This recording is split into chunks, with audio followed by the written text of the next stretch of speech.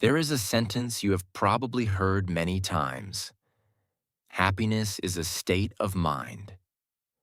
On the surface, it sounds beautiful. But when life is hard, bills are waiting, relationships are complicated, and your mind feels heavy, this phrase can sound almost offensive, as if someone were saying, "Your problems are not real. You just have the wrong mindset." That is not true. Pain is real. Injustice is real. Trauma is real. Lack of opportunities is real.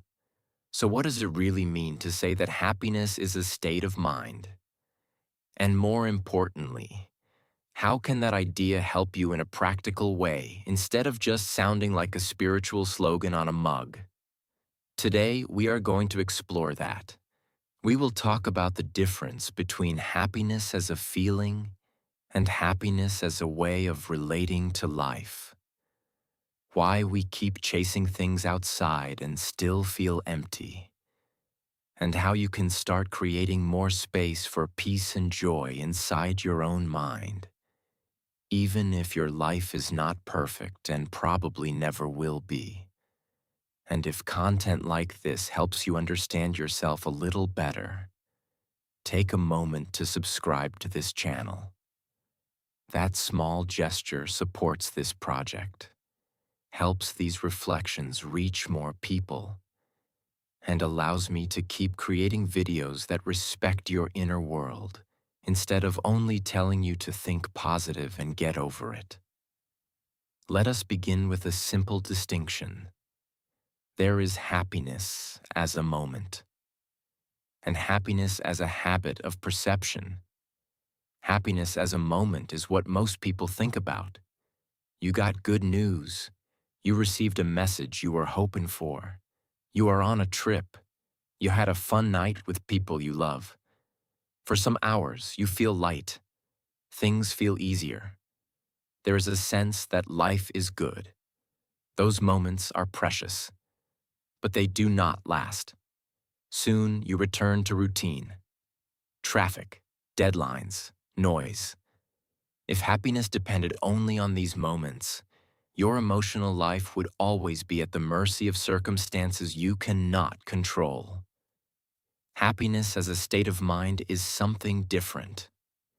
It is not permanent bliss. It is a kind of inner posture toward life, a way of looking at yourself, at others, and at reality that allows you to feel more grounded, even when things are not ideal. Imagine two people living the same day, same weather, same job, same traffic, same bank account. One feels constantly irritated, disappointed, and empty. The other still feels tired sometimes, still gets annoyed, but has a quiet gratitude running in the background, a capacity to notice small joys, and a sense that life, even with its problems, is still worth being present for. The difference is not in a day, it is in the state of mind, not a magical mindset. A collection of habits of thought, built slowly over time. So the question is not, how do I make my life perfect so I can finally be happy? The question is closer to, how am I relating to the life I have now? What patterns of thought and attention are either poisoning my experience or quietly nourishing it? Let us look at 3 illusions that steal happiness. And then, 3 practices that help you build a state of mind more compatible with peace. First illusion. I will be happy when. You probably know this one well. I will be happy when I lose weight. I will be happy when I earn more money. I will be happy when I'm in a relationship. I will be happy when I leave this job. There is always a condition, a future version of you who finally has permission to enjoy life. There is nothing wrong with goals, but this when mindset creates a problem. It trains your brain to postpone any sense of okayness to a point that never arrives. Because even when you reach one goal, your mind quickly creates another condition. Now that you have more money, you might think, I will be happy when I have more time. Now that you are in a relationship, you might think, I will be happy when this person changes in this or that way. Happiness keeps moving away from you, like a horizon, always visible, never reached. The state of mind behind this is, right now is not enough. I am not enough. Life is not enough. But one day, maybe. Second illusion. Everyone else is happier than me. Social media makes this very easy to believe. You see photos of trips, parties, romantic gestures, achievements. You do not see fights, insecurity, confusion, silent crying at night. Your brain compares your inside with other people's outside. And the conclusion is always painful. They are living. I am just surviving. This illusion feeds a state of mind based on lack. Something is missing in me that everyone else seems to have. You start to feel defective, late, behind. You cannot enjoy even the good things in your own life because they seem small next to the filtered reality on your screen. Third illusion. If I control everything, I will be safe. Many people do not use these words but live by this belief. They try to control what others think, how others feel, every possible risk. They rehearse conversations in their head 100 times. They worry in advance about things that might never happen. This gives a temporary feeling of preparation, but it has a cost. Anxiety, hypervigilance, chronic tension. Happiness cannot breathe in an atmosphere where everything must be controlled and predicted.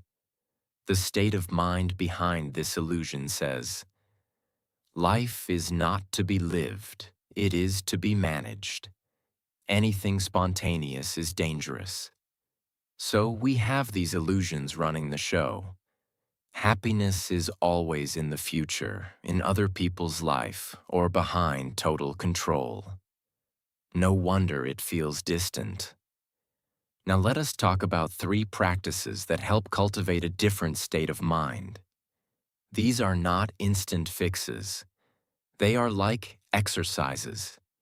If you repeat them, your mental muscles start to change. First practice. Train your attention to notice what is already here. Your mind has a negativity preference. It is designed to scan for threats, problems, and things that hurt. This is useful for survival, but exhausting for happiness. Training your attention does not mean denying problems. It means also giving space to what is not wrong. During your day, you can practice micro moments of noticing the taste of your coffee, the softness of your pillow, a song you like, the fact that your body is breathing right now without you having to manage it, a message from someone who cares, a ray of sunlight on the floor. These things sound small, but happiness as a state of mind is built on layers of small noticing, not on rare, dramatic events. You can also practice gratitude without forcing it. Instead of saying, I must be grateful for everything, you can gently ask, is there one thing right now that I can appreciate even a little? Some days the answer will be obvious. Other days it might be as simple as, I made it through the day. I did not give up. This is not to minimize your pain. It is to refuse to let your mind erase what is still good. Second practice. Question the stories your mind tells about what you need to be happy. When you catch yourself thinking, I will be happy when, you can pause and examine that sentence. What exactly do I imagine will change inside me when I achieve this? If you think, I will be happy when I get that job, maybe what you are really hoping for is a sense of worth, stability, or respect. Those are valid needs, but you can begin to cultivate some of that feeling now in small ways instead of leaving 100% of it in the hands of a future event. For example, respect can begin with how you talk to yourself.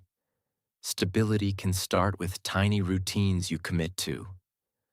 Worth can grow from doing one thing a day that aligns with your values, even if no one claps for you.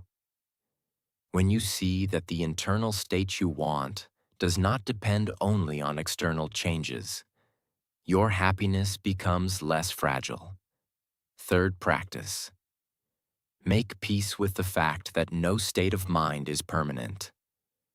Sometimes, the pursuit of happiness hurts because you imagine that happy people feel great all the time. So when you feel sad, anxious, or angry, you conclude, I must be failing. My mindset is wrong.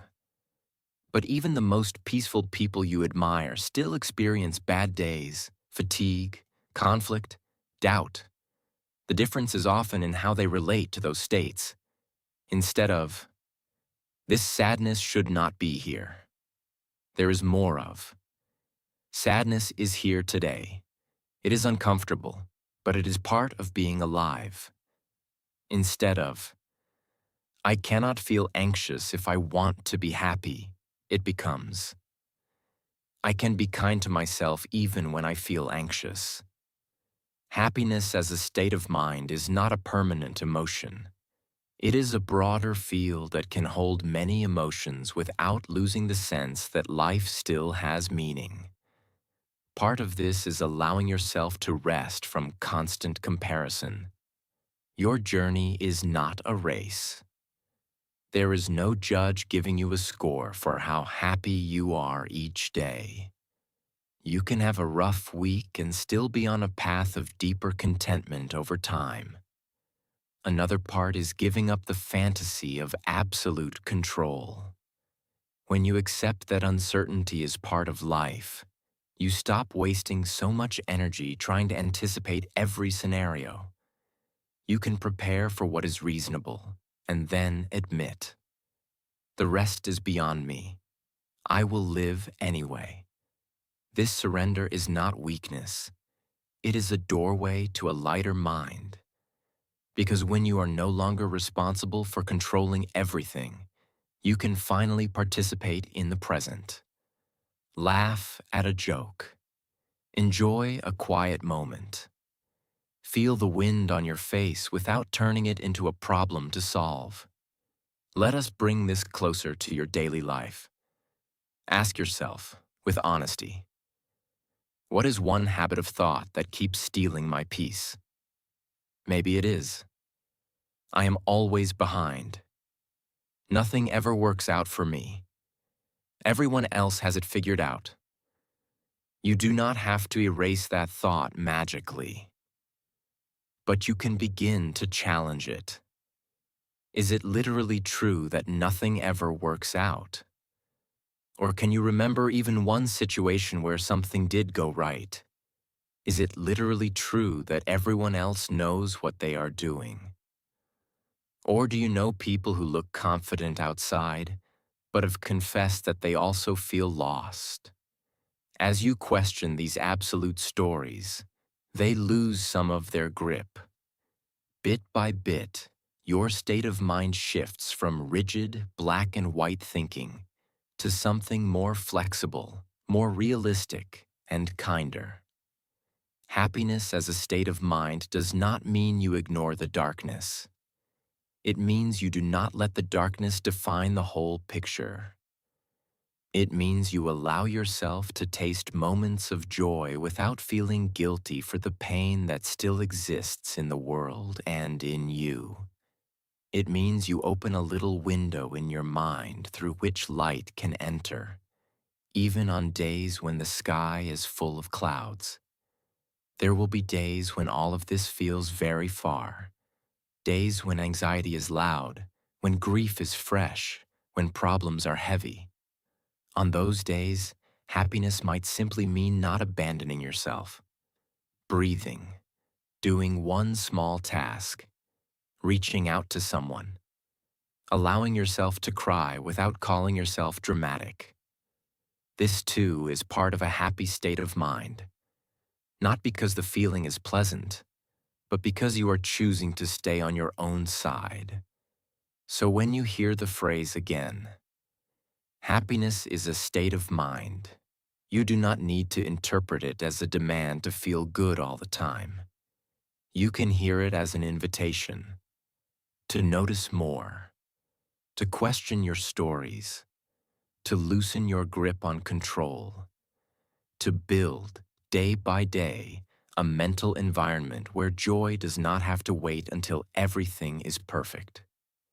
Your life may never look like the highlight reel you see online, but your mind does not have to be a constant battlefield.